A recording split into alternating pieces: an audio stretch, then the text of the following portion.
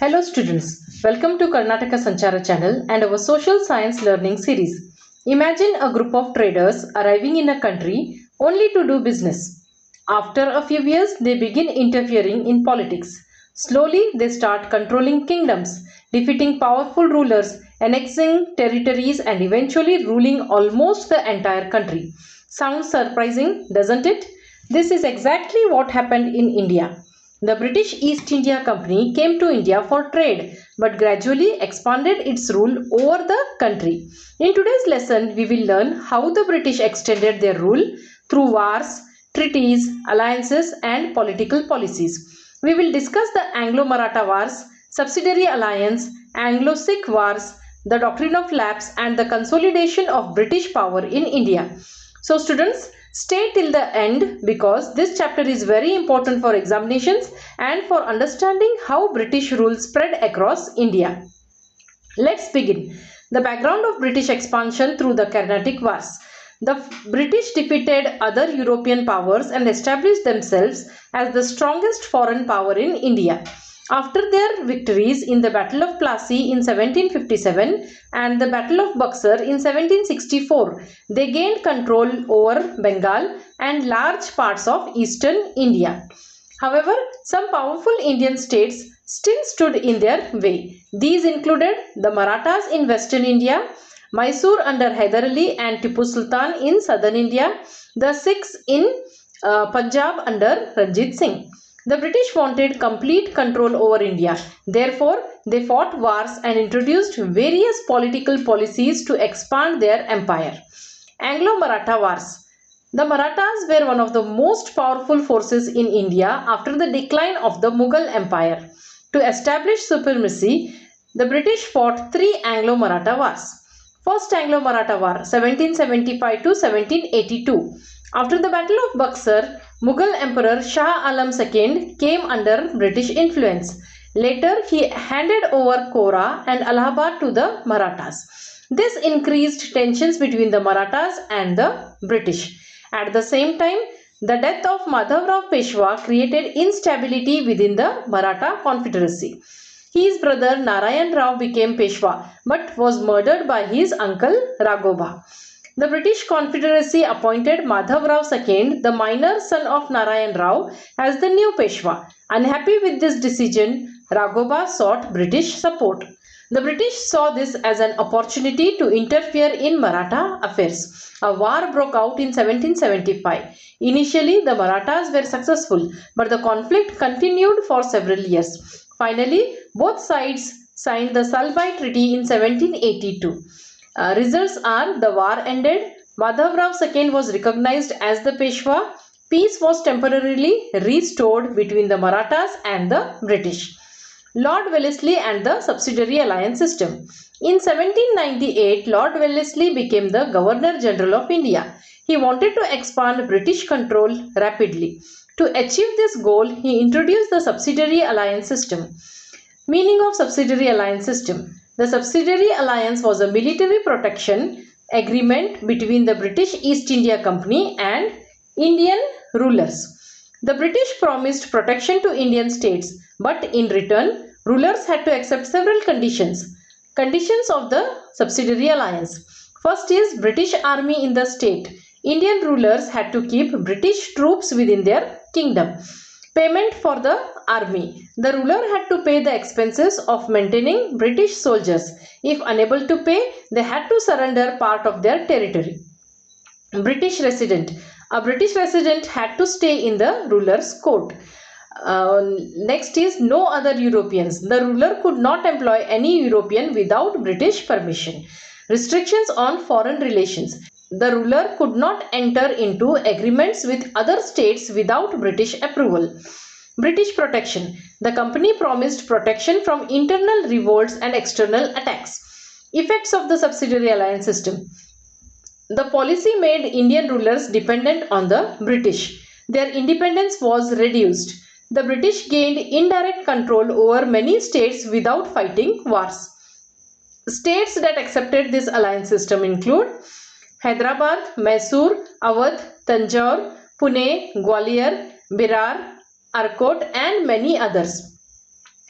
Thus, the Subsidiary Alliance became one of the most powerful weapons used by the British to expand their empire. Second Anglo-Maratha War, 1803 to 1805. The Maratha chiefs were divided among themselves. There was rivalry between the Holkar and Scindia families. Both wanted control over the Peshwa. In 1802, the Holkar defeated the combined forces of Scindia and the Peshwa. The Peshwa sought British help. This provided Lord Wellesley with an opportunity to interfere in Maratha politics.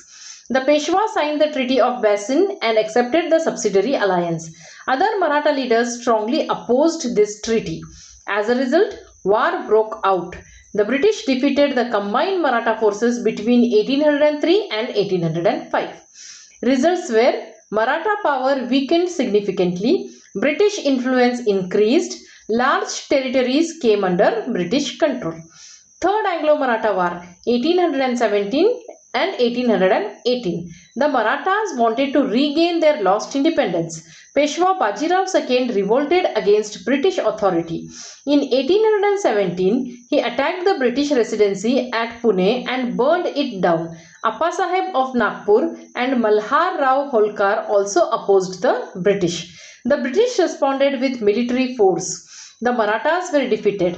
Bajirao II fought at Koregaon and Ashti but was eventually forced to surrender. Results of the Third Anglo-Maratha War. The Peshwa post was abolished. Bajirao II was given a pension. Pratap Simha was made ruler of Satara. Maratha resistance was crushed. British supremacy in India was firmly established. Consolidation of British power 1818 to 1857. After defeating the Marathas, the British moved toward complete domination of India. Between 1818 and 1857, they annexed several important regions. These included Punjab, Sindh, Awadh, and many smaller princely states. By the middle of the 19th century, the British had become the most powerful political force in India. Anglo-Sikh War. Punjab became a powerful kingdom under the leadership of Ranjit Singh. However, after his death in 1839, political instability spread throughout Punjab. The British took advantage of this situation. First Anglo-Sikh War 1845 to 1846. The British attempted to interfere in Punjab. A war broke out in December 1845. The Sikhs fought bravely. Hindu, Sikh and Muslims united to defend Punjab. However, due to betrayal by some leaders, the Sikhs suffered defeat. The Lahore Treaty was signed in 1846. Results were a British resident was appointed in Punjab. Punjab became dependent on British authority. Second Anglo-Sikh War in 1848. The Sikh opposed British attempts to rule Punjab directly. Leaders like Chattar Singh, Atariwala and Mool Raj led the resistance. Despite their efforts, the Sikh were defeated. Lord Dalhousie annexed Punjab into the British Empire. Results were Punjab became part of the British Empire. Ranjit Singh, the Lion of Punjab. Ranjit Singh was born in 1780. He united the Sikh missiles and established a strong Sikh kingdom. His achievements include capturing Lahore, establishing an independent Sikh state, organizing a powerful modern army, manufacturing cannons in Lahore, maintaining religious tolerance, employing people from different religions in important positions, protecting Punjab from foreign invasions. He signed a treaty of friendship with the British in 1809. Ranjit Singh remained one of the strongest rulers of his era and ruled until his death in 1839. Lord Dalhousie and the Doctrine of Lapse. In 1848, Lord Dalhousie became the Governor General of India. He introduced a controversial policy known as the Doctrine of Lapse. Now, what is the Doctrine of Lapse? According to this policy, if a ruler died without a natural male heir, his adopted son would not be recognized as the legal successor. The British would annex that kingdom into their empire. States annexed under the Doctrine of Lapse. Several states were annexed under this policy. These included Satara, Nagpur, Sambalpur, Udaipur, Jhansi, Jaipur and several others. Effects of the Doctrine of Lapse. This policy angered many Indian rulers. Many princely families lost their kingdoms. Even ordinary people supported their rulers and opposed British actions. As dissatisfaction spread across India, it became one of the important causes of the revolt of 1857, also known as the First War of Indian Independence. Now, a quick revision. Let us revise the important points. British expanded their rule through wars and political policies. Three Anglo-Maratha Wars weakened the Marathas. Lord Wellesley introduced the Subsidiary Alliance system. The British defeated the Sikh in two Anglo-Sikh Wars. Ranjit Singh united and strengthened Punjab. Lord Dalhousie introduced the doctrine of lapse. Many Indian states were annexed. These policies created widespread resentment and contributed to the revolt of 1857. So students, this chapter teaches us an important lesson from history. The British did not gain control over India in a single day. They expanded their power gradually through military strength, diplomacy, treaties and political strategies. Another important lesson is that disunity among Indian rulers often helped the British succeed. Whenever Indians were divided, the British took advantage of the situation. But whenever people united, they became a powerful force. History is not just about remembering dates and events. It helps us understand the mistakes of the past and inspires us to build a stronger future. If you found this lesson helpful, like this video, share it with your friends, subscribe to the channel for more 10th standard social science lessons, chapter explanation and textbook solutions. Thank you for watching. See you in the next lesson.